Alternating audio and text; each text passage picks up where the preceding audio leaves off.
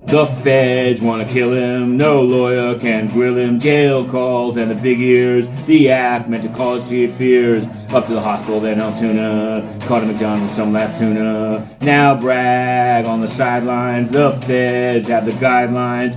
Sidewalk, Legion Fury, the verdict up to jury. Up to Altoona, then Altoona. Caught a McDonald's, some lacuna. Oh, the feds want to kill him. No lawyer can grill him. Jail calls and the big ears meant to cause fears. Up to the hospital in Altoona. Caught a McDonald's, some lacuna. Now Bragg on the sidelines. The feds have the guidelines. Jail call and the big ears. The act meant to cause fear.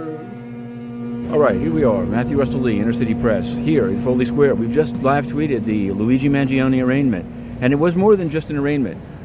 It emerged that through Karen Friedman Agnifilo, lead counsel from Luigi Mangione, that they're going to ask to have the federal case go first. Initially, it was the state to go first and the feds to wait. Then the feds said they would go for the death penalty. Friedman Agnifilo, and her husband, Mark Agnifilo, filed motions saying that Pam Bondi had spoken out of court, that the death penalty should be off the table. Now they want the federal one to go first, and they're going to brief that motion. So we're going to cover that. Officially, the next date is in December, at which time Judge Garnett will set a trial date in 2026, she said. But she said you can come in earlier as things arise. She also admonished both parties to not to pay attention to the local rules and not engage in out-of-court statements that would prejudice and jury selection, etc. So for that reason, we just spent a lot of time waiting for to see if Friedman Agnifilo would speak after the court, and we waited, and then it didn't happen, and they just pulled the plug, and everyone's floating away. But we're staying on all of these cases, whether it's Diddy, whether it's up the street behind me, Harvey Weinstein. We're on the cases, including all the immigration and deportation cases.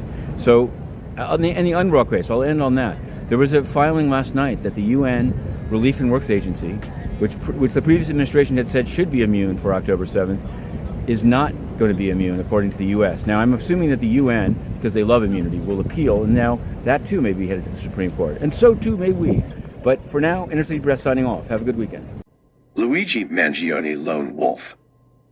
The two prosecutions for the UnitedHealth CEO murder. By Matthew Russell Lee. Inner City Press. The press line in the hallway of the 100 Center Street Courthouse began at 8 a.m. on December 23rd for the arraignment of Luigi Mangione. But members of the public, mostly young women, many wearing COVID masks, began outside at 4:30 a.m. Inner City Press was there, as it had been for the federal presentment on December 19th. Today, with more time to organize, there had been a free Luigi poster complete with QR code. There were more people. "I think he should get a fair trial," a woman from New Jersey said from behind her mask. "I'm here because of the cost of health insurance," said another. "He's hot," someone said. Over the weekend, a woman had been burned to death after being set on fire on a subway train in Coney Island.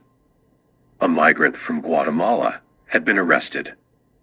Inner City Press might catch his arraignment over in Brooklyn.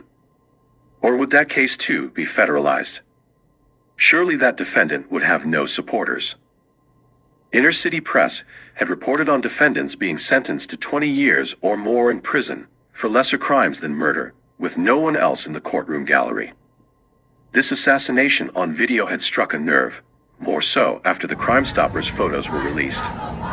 It was a tale of comparative crimes, of dual prosecutions. This is the first book of a